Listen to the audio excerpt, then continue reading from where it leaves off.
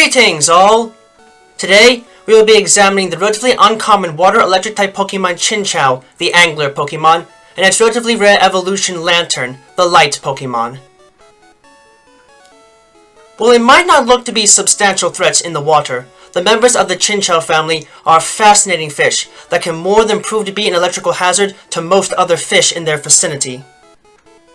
Chinchou have round, football-like bodies with a small pair of feet-like back fins and lighter-colored front fins with a small mouth and large yellow eyes with pupils in the shape of black plus marks.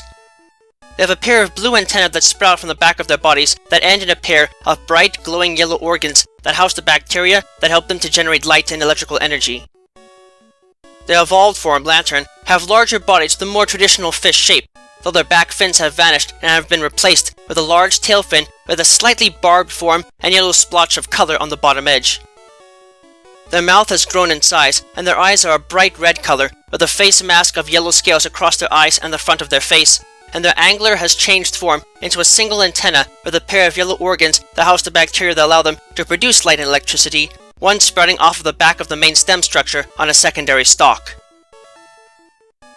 The members of the Chinchou family are relatives of the football fish, a type of deep-sea anglerfish, and are unique in that they are the only fish Pokemon known that are able to utilize electricity as a tool of not only communication, but to also gather prey and to attack others in battle. The light-producing organs of these creatures are believed to have developed from a dorsal fin that took shape in response to the limited light conditions of the deep ocean. These organs produce electrical energy as a consequence of a special type of bacteria interacting with the internal juices and enzymes within these organs, and are able to do so efficiently enough that they can light up the water around them like an industrial spotlight, especially as Lanturn. While they can use this light to lure in prey to get close to them before attacking, this light is also used as a means of communicating with others of their evolutionary family, flashing these organs in a form of code that allows them to directly communicate with others from substantial distances away about food, predators, and many other things. These creatures can get access to electric-type attacks at a fairly early age, getting the Electro Ball attack not long after being born, and can eventually make greater use of moves like Thunder Wave and Spark to make headway against other fish that might not otherwise be harmed easily by the effects of electricity. This is also directly reflected in their abilities, as these creatures have access to the Illuminate and Volt Absorb abilities as base abilities, while those that are able to make better use of their hydrated skin to absorb water from their surroundings can also have Water Absorb as a hidden ability. As far as the stats go, and looking at Lanturn, it can be said that their bodies are quite sturdy and have a lot of insulating fat in them that helps to buffer against damage, so the base HP stat is above average for a fully evolved water and electric type Pokemon. However, their other powers are quite weak and lack much in the way of impact as a consequence of their somewhat docile life in the ocean, so the rest of their stats are below average for a fully evolved Pokemon of both of their types. Still, the considerable bulk that they do have can help to buffer against attack, and at least ensure in the wild that these creatures will live to hunt another day if they are otherwise attacked by something in their native habitat. Chinchou, while able to produce electricity with little issue, are somewhat limited biologically because they must keep the electrical charges that fuel their powers in their two separate light-producing organs separated from one another. So one of their antennae is dominantly positively charged, while the other is negatively charged, their interactions with one another in turn producing an electrical current between them.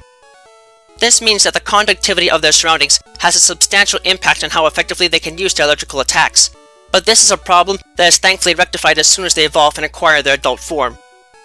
This doesn't seem to impact things for them too much, thankfully, as while this means they can only use Electro Ball and Spark for offense and nothing that involves the direct use of electricity to deal damage, it still means that they can fight back with them if needed, though the limited speed stat means that their Electro Ball attack is unlikely to deal a great deal of damage in most situations. They can at least make good use of the light to catch prey, flashing their organs in order to lure them in before zapping them with an electrical charge and then swallowing their small prey whole, and are usually nimble enough to avoid luring in larger creatures that may be inclined to snack on them instead, or at the very least are able to zap them at a young age in order to make a quick retreat. This power makes them great for night fishing if one is looking to lure in a large haul in shallow waters, but it is advised that they not be taken out too deep at this stage of development, as they will only get the capacity to readily discharge a large amount of energy for defensive purposes after the point where they would normally evolve, and in turn be capable of keeping all around them safe from attack. Although they do not experience any change in their overall mobility and in turn their base speed stat as they evolve into Lanturn, these Pokemon are finally able to hold both types of charges together in their antenna after evolving, without needing physical separation, and are in turn able to make better use of their electrical powers in battle, enough that they can learn an eerie impulse technique after they evolve with a bit of artificial help. Aside from this, Lanturn are much more efficient predators than Chinchou because they have much larger mouths and in turn are able to swallow prey items nearly their size whole, a trait that grants them access to the stockpile, swallow, and spit up moves immediately after evolving. Moreover, these beasts can eventually get access to a potent discharge attack to make the most of their electricity producing bodies, but in the wild, they tend to rely on it less than just flashing their lights, as they can illuminate the waters around them even at depth at the point where they can be seen at the surface, the light often being equated to seeing twinkling stars on the ocean floor. This has earned them the nickname of the Deep Sea Star and made them quite the beautiful sight to see on dark nights, though getting close to them is a bad idea in the wild most of the time, because at full power, the light can practically blind anything near them and reach for over a mile underneath the water. Even so, the capacity to hold their charges internally instead of having to produce their electricity externally makes them much safer for other water-type Pokemon to be around, and overall makes these otherwise mediocre fish into dazzling creatures that can more than put on a light show for all those who wish to observe them. Though they might not always be up to snuff as combatants out of the water, the members of the Chinchou family are still fascinating fish that can put up quite the performance in the depths of the ocean.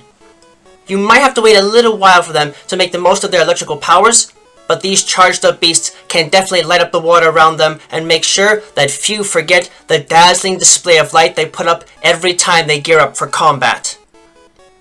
Just do yourself a favor and try not to get too close to them if you spot them while deep sea diving.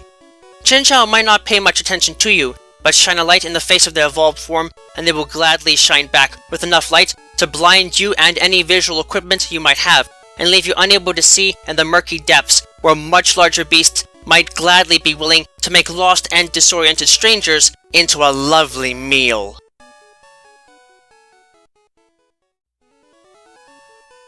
Thank you all for watching this video. It is always an honor to be able to speak with you all on the subject of Pokemon in a way that brings me great joy and happiness in my work. If you would like to keep tabs on past and future work, click that subscribe button, check out my work on DeviantArt, and don't be shy about following me on Twitter, where you can find pertinent announcements on upcoming work before it is officially posted. Links to both can be found in the video description. If you would like to support my work and help Miguel and I continue to produce more content for you and improve upon our presentation, please visit us at my Patreon page, which you can also find a link to in the video description. No. With that, I thank you for watching and I wish you well.